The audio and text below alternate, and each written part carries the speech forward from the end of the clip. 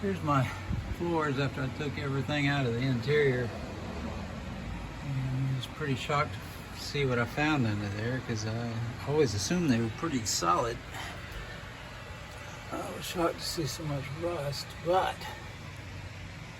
I decided to go ahead and try to patch it because it is really solid feeling. I mean, it's solid as a rock everywhere except for, a few spots that I've drilled out. There were pinholes and this big one here that I'm going to have to weld up. And a few more little pinholes, but this has been treated with that crud cutter rust converter stuff that you're supposed to use before you put on the Pour 15. It's about 3 or 4 coats of that. That's why it looks so weird. It was in chalky and it doesn't really look like rust anymore. It looks dirty, but it's not. That's the rust treatment converter stuff that you use before you put on the Pour 15. I did this side over there, the driver's side today, patched a bunch of holes, welded them up, and went ahead and put 1 coat of Pour 15 on it.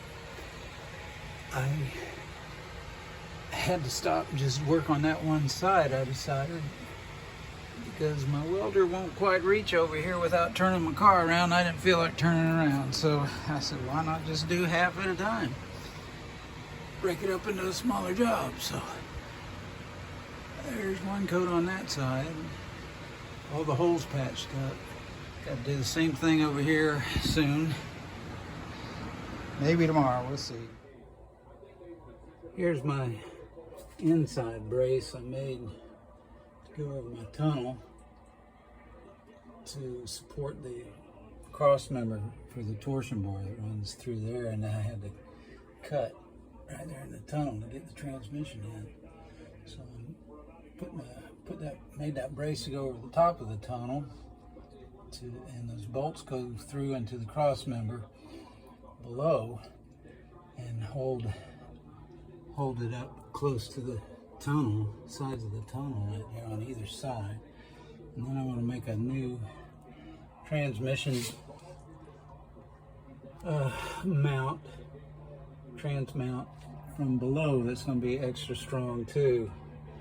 That should completely brace that thing, just like, probably stronger than it was before, I hope. But anyway, ready to start putting the interior back together. I got all the rust treatment done, all the wiring, almost all the wiring except for the windshield washer motor and the blower motor for the air conditioner done. So I think I'm gonna just paint that cross member and let it dry and then start putting my interior back together. Here's my first attempt at a custom trans cross member, cutting it out of 3/16 plate, and I got the notch for the transmission bottom cut out. Now I'm just going to have to rough up the outside of it. I'm just getting started.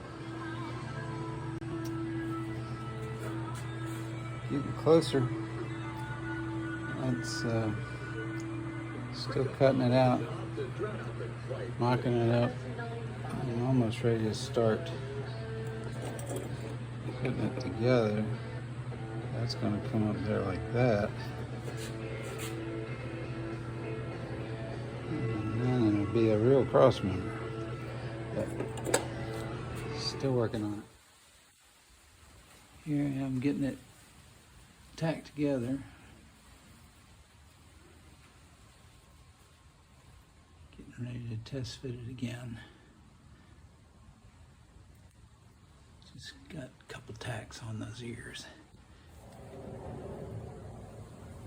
And there's my finished design. Just got to go through and finish welding it up. This is how the transmission mount is going to work. It's going to go like that, and I think it'll be plenty strong enough, hopefully. Now I ran out of welding wire of all things halfway through, so I gotta go tomorrow and get some welding wire. Finish her up. There's my finished product, I think.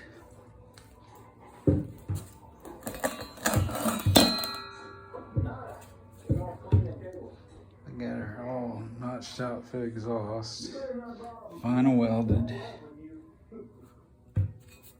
in and out. This back piece is all one piece of 3/16 plate with 3/16 ears on the front side of that cross brace, because these can't go all the way across because the transmission, lower part of the transmission is in the way. This piece is okay. It clears the transmission, so that's okay to have it all one piece. That's why that's all boxed in and the strongest piece. And this is really just kind of giving it some more support, but mainly hanging. The actual transmission mount is going to mount right here, and that transmission just kind of folds over here like this, and that mount's going to be bolted right there. Sticks up about that far, and I think it's going to work. Getting ready to bolt everything in. I'm going to add 2 holes over here with some nut certs into that frame, and excuse me, I may do the same thing over here between these holes because there really isn't any room over here. Oh, excuse me. But it's shaping up. Gotta paint it yet.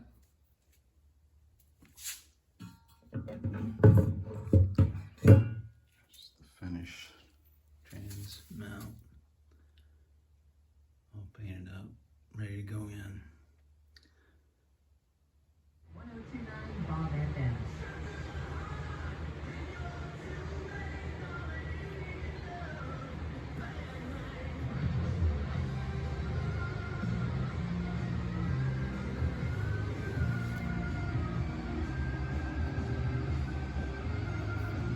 Transmission's finally in. Got the mount mounted permanently. Hopefully that thing is never coming back out. Got the speedometer cable extension installed yesterday. I just don't think that's going to work, but I had to loop it around with an extra loop. It's only a 12-inch extension, but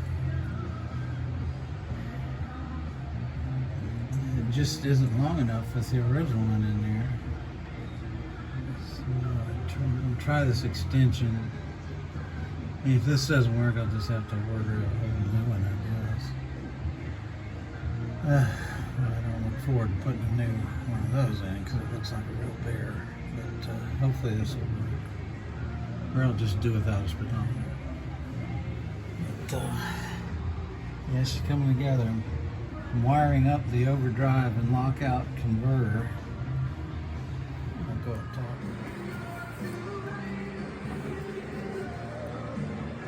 There's the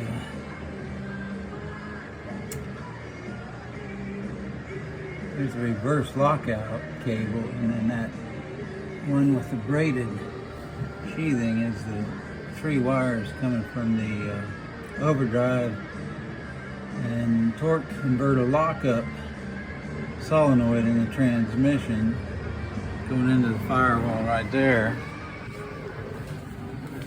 Going to be controlled by these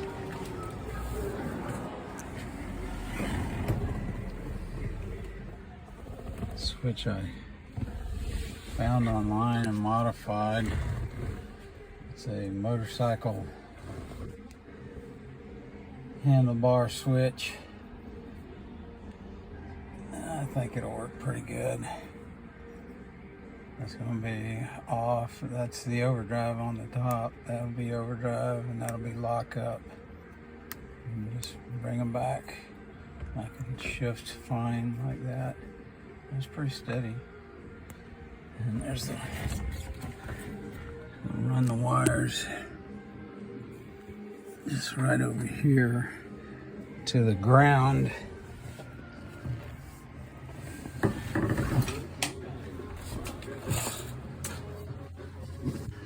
To the ground. This is going to be my ground. And there on the steering column has a big ground lug right there. And it switched through the ground. And this is going to be the power. I got to pick up some power.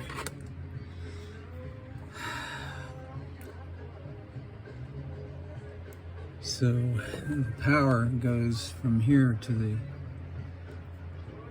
transmission, straight to the transmission solenoid. And so you got positive on the middle of the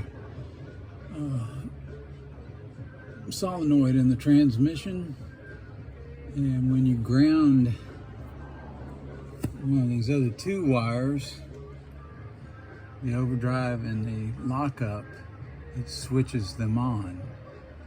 So it switched through the ground, which is, I thought was kind of weird, but that's the way it works supposedly.